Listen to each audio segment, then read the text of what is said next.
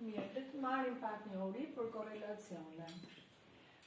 Çfarë është korrelacioni? Nëse dy madhësi x dhe y, dy ndryshore, janë të lidhura ndërmjet tyre statistikisht, atëherë ne themi që këto dy madhësi janë në korrelacion, pra në lidhje me njëra tjetrën.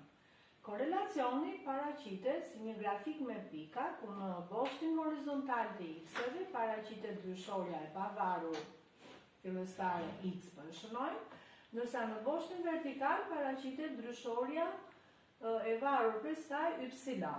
Kuptohet që çiftet e pikave x, y paraqiten në grafikët me pika dhe ne themi nëse ato janë të lidhura me njëra tjetrën ose jo. Kam paraqitur disa lloje grafikësh me korrelacione të ndryshme. Korrelacioni ose koeficienti i korrelacionit shënohet me r. Ne do të tregojmë se si llogaritet koeficienti një korrelacioni.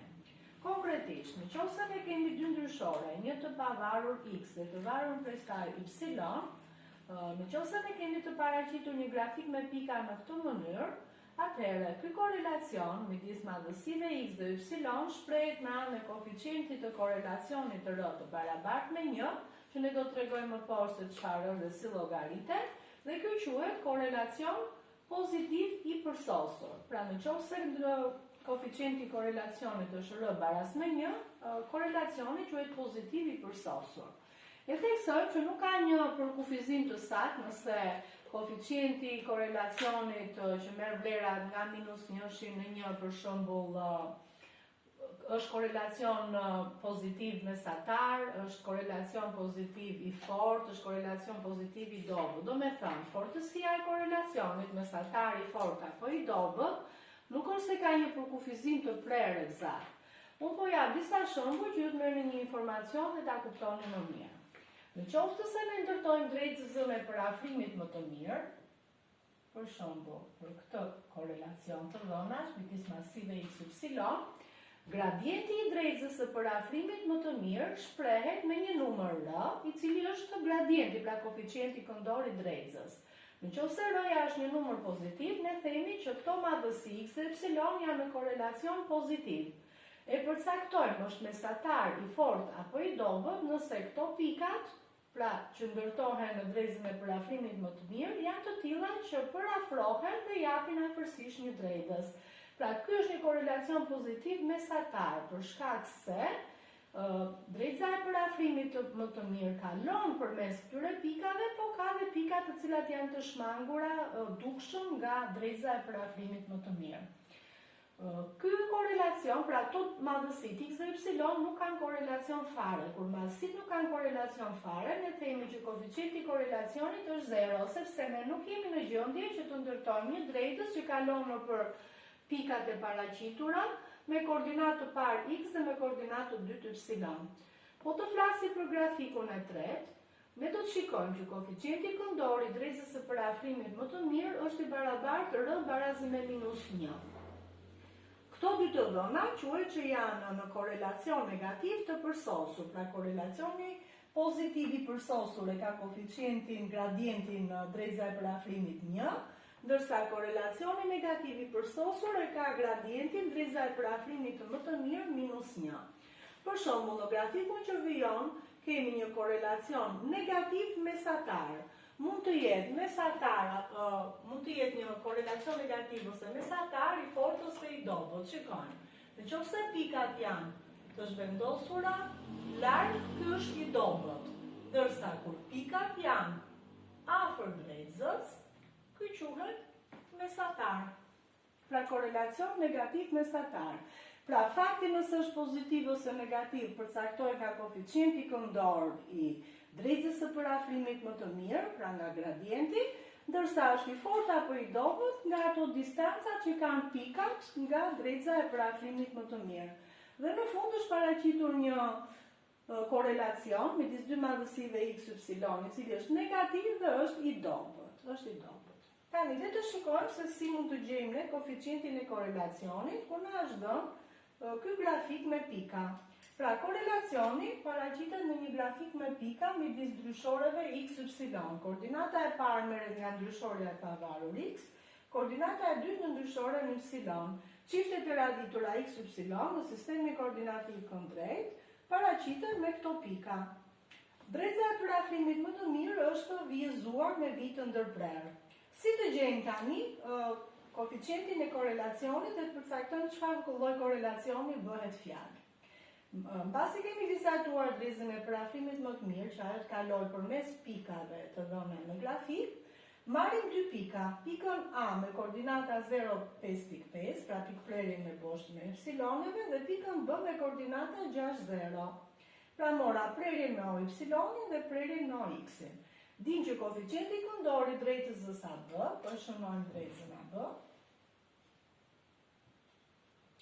është diferenca ndërmjet ypsiloneve, pra ordinatave, y2 minus y1 për raporti, pra y2 minus y1 për mbi x2 minus x1. Në qoftë se zëvendësojmë, kemi 0 minus 5.5 për mbi 6 minus 0. Minus 5.5 për mbi 6 jep vlerën minus 0.91, që është koeficienti këndor, pra gradienti i drejtësës AB. Po drejtësa AB ne e vizatuam si drejtësa e parafrimit më të mirë për këto të dhënat me dy ndryshore. Pra po flasim për të dhëna me dy ndryshore. Meqense m-ja doli minus 0.91, ne mund të japim përgjigjen që këto dy të dhëna kanë një korelacion të fortë negativ. Pra r-ja është afërsisht minus 1, po nuk është i përsosur. Pra i përsosur quhet kur është minus 1, negativ i përsosur, ose plus 1, pozitiv i përsosur. Pra kemi dy të dhëna me korelacion të fortë negativ, themi.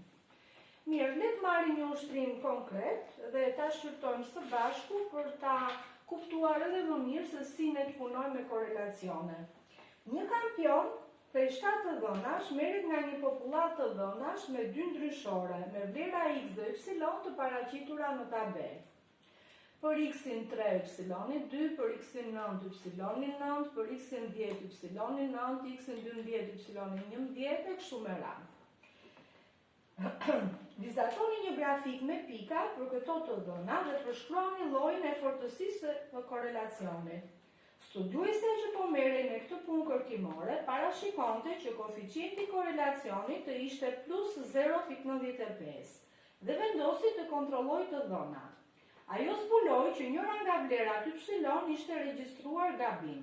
Tregoni vlerën që ka më shumë mundësi të jetë regjistruar gabim, dhe gabimi identifikuar u rregullua dhe më pas u vizatua vija e parafrimit më të mirë, e cila ka ekuacionin y varas në 0.8x plus 0.9. Vizatoni këtë vijë në grafikun tuaj dhe gjeni y kur x është i barabartë me 7.